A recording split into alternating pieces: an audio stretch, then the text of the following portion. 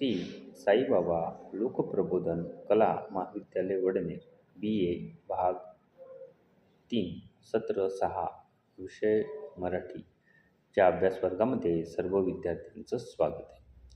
विद्यार्थ्यांनो, आज आपण साहित्यरंग भाग 3 या अभ्यासाला नेमलेल्या पुस्तकातील चौथी कविता अभ्यासासाठी घेतो. या कवितेचं शीर्षक आहे वाटेवर काटे वेचीत चाललो. कवी आहेत अनिल. आत्माराव रावजी देशपांडे हे अनिल या नावाने काव्यलेखन करायचे. त्यांचीच ही कविता आहे. मागच्या भागामध्ये आपण कवीचा परिचय आणि कवितेचा विषय बघितला होता. आज आपण प्रत्यक्ष कविता अभ्यासासाठी घेणार. सर्वप्रथम आपण संपूर्ण कविता वाचून घेऊ आणि त्यानंतर ती कवितेचा अर्थ उलगडून बघू. वाटेवर काटे वेचीत चाललो, वाटले जसा फुलात चाललो. मिसळून मेळ्यात कधी, एक हात धरुनी कधी, आपलीच साथ कधी करीत चाललो. आधीचा प्रसाद घेत पुढची ऐकीत साथ, नादातच शिड वाजवीत चाललो. चुकली तालात चाल लागला जीवास बोल, ढळलेला तोल सावरीत चाललो. खांद्यावर बाळगलेले ओझे सुखदुःखांचे फेकून देऊन आता परत चाललो. कवींनी या कवितेमध्ये एकूण मानवी जीवनाची सुखदुःखाने भरलेली पायवाट चालताना कशा प्रकारे जीवनातील चढउतारांना समोर जात जात आनंदाने वाटचाल करायला हवी असा संदेश या कवितेतून कवीने दिलेला दिसतो. कवी सुरुवातीलाच म्हणतात, वाटेवर काटे वेचीत चाललो. वाटेवर काटे वेचीत चाललो म्हणजे माझ्या जीवनाची जी वाट होती ती काट्यांनी भरलेली होती, परंतु मी काट्याचा बाऊ करत बसलो नाही, काट्याविषयीच बोलत बसलो नाही. तर ज्या वाटेवरती काटे सांडलेले होते, काटे पसरलेले होते, ते काटे मी वेचून दूर केले आणि त्या रस्त्याने समोर चालत गेलो. म्हणजेच माझ्या जीवनामध्ये दुःख होतं, माझ्या जीवनामध्ये संकट होती, माझ्या जीवनामध्ये अडथळे होते, परंतु दुःख, अडथळे, संकटे याविषयी मी बोलत बसलो नाही, त्यांना मी भिवून राहिलो नाही, त्यांना मी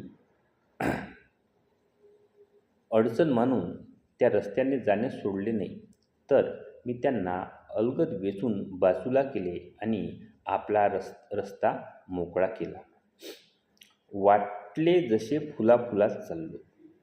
आणि हे काटे वेचून मी बाजूला करून असं चाललो की ज्याप्रमाणे मी फुलातच चाललो.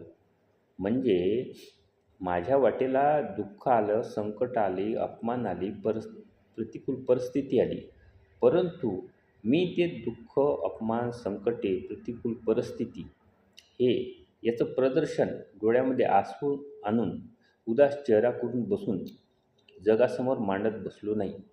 जणू काही माझ्या वाटेला फुलंच आली आहे असं समजून त्या सर्व प्रतिकूल परिस्थितीला मी समोर गेलो असं कवी इथे म्हणतात. मिळून मेळ्यात कधी, एक हात धरुनी कधी.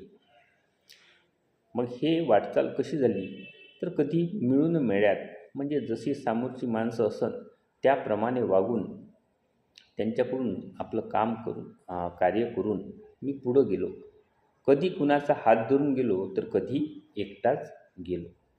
म्हणजे जीवनाचा हा मार्ग अडथळ्याचा होता, अडचणीचा होता, प्रतिकूल परिस्थितीचा होता, संकटाचा होता, परंतु मी जशी परिस्थिती होती त्या परिस्थिती सापेक्ष स्वतःमध्ये बदल केले आणि कधी कुणाचं सहाय्य घेऊन, कधी कुणाला सहाय्य देऊन, कधी कुणाचा हात पकडून तर कधी कुणाला हात देऊन समोर जाण्याचा प्रयत्न केला.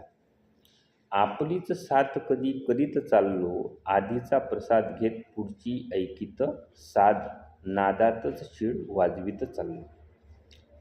मी हे सर्व करत असताना जणू काही आपली साथ करीत चाललो होतो. आप आपणच आपल्याला घेऊन चाललो होतो. आधीचा प्रसाद घेत पुढची ऐकीत साथ. आधीच्या अनुभवाने शहाणे होत. आधीचा प्रसाद घेत म्हणजे आधीच्या अनुभवाने शहाणे होत आणि पुढची साथ ऐकत. समोर पुढची साथ ऐकत म्हणजे भूतकाळातल्या अनुभवाच्या आधारे भविष्यकाळामध्ये कोणचे प्रसंग येणार आणि त्या प्रसंगाला आपल्याला कोणत्या प्रकारे समोर जावं लागणार याचा विचार करीत मी नादातच शीळ वाजवीत चाललो. आपल्याच नादामध्ये शीळ वाजवीत चाललो म्हणजे मी आनंदानेच माझ्या जीवनाची वाटचाल केली. भलेही मग ते जीवनाचा रस्ता प्रतिकूलतेने भरलेला का असेना, मी त्या प्रतिकूलतेचा बाऊ केला नाही. म्हणूनच कवी सुरुवातीलाच म्हणतात, वाटेवर काटे वेचीत चाललो, वाटले जसा फुलाफुलात चाललो. मी वाटेवरचे काटे वेचीतच चाललो आणि जणू काही फुलातूनच चाललो आहे अशा प्रकारे जगाला दाखवले. आजच्या भागात एवढेच. उर्वरित कविता आपण दुसऱ्या तासिकेमध्ये. धन्यवाद.